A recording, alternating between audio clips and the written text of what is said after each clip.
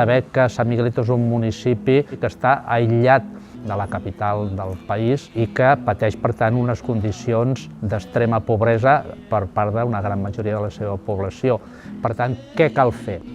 El que cal és passar d'aquesta economia de subsistència a una economia productiva que els faci possible que obtinguin del seu treball uns recursos que els permeti viure amb la dignitat a la que tenim dret totes les persones. D'ESOS ja neix amb un criteri que és el de treballar sobre l'àrea de desenvolupament econòmic. Per poder produir més i millor, el que cal és tenir una formació, una informació de com fer-ho, un assessorament y uns recursos econòmics. En octubre del 2006 estuvimos en San Boy, entonces ahí ya de eso Opción Solidaria me pidió que si quería trabajar directamente ya con DESOS. Entonces pues de ahí comencé a trabajar y estuve pues con lo que fue el diagnóstico, se hizo diagnóstico en Las Palomas, se construyeron 16 viviendas en Las Palomas. Fue cuando ya iniciamos a trabajar con los componentes de hortaliza, el cacao i el fondo de microcrèdit. El que fem és aquest assessorament, aquesta formació, i el que posem en marxa és un fons de crèdit perquè les persones de Sant Miguelito puguin accedir a uns recursos econòmics que els ajudi a fer realitat els seus projectes de millora.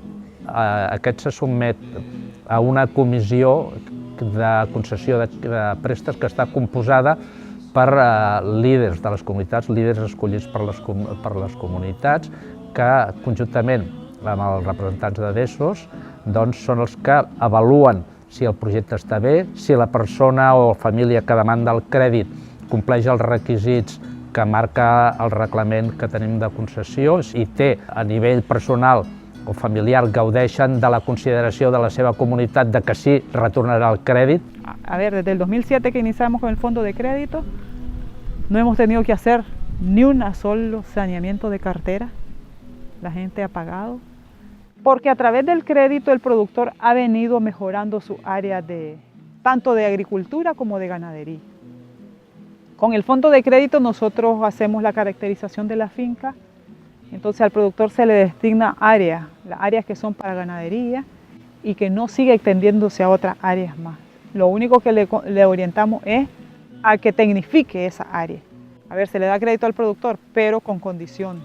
Entonces el productor no va a extender áreas más para pasto, sino tiene que hacerlo con sistemas silvopastoriles, asociando pasto con vegetación, conservación de fuentes de agua.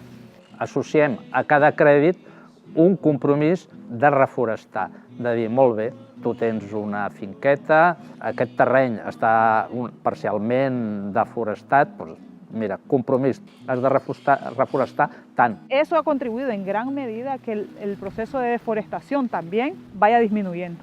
Y también el proceso del establecimiento de plantas de cacao, la instalación de plantas de cacao, porque ahí contribuís con la reforestación. Hay muchas fuentes de agua que se han venido deteriorando por eso, porque la gente tala la ribera del río, tala la ribera donde está la fuente de agua y esta agua que nosotros estamos consumiendo es el agua que se cosechó hace 100 años.